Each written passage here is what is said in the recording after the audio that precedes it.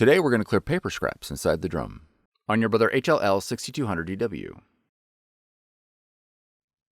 Before working on your Brother machine, please allow it to run for 10 minutes to allow the fan to cool the internal parts. Open the front cover. Remove the drum and toner assembly and place it onto clean flat surface. Placing scrap paper under your drum and toner is recommended. Next, remove the toner cartridge from the drum unit by pressing the green lock lever.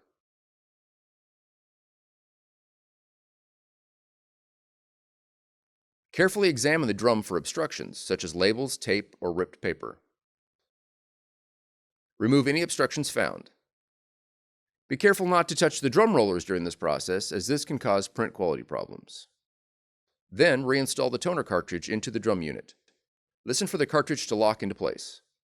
Next, reinstall the drum and toner assembly into the machine and close the front cover. For more tutorials, FAQs, and videos, visit us at www.brother-usa.com.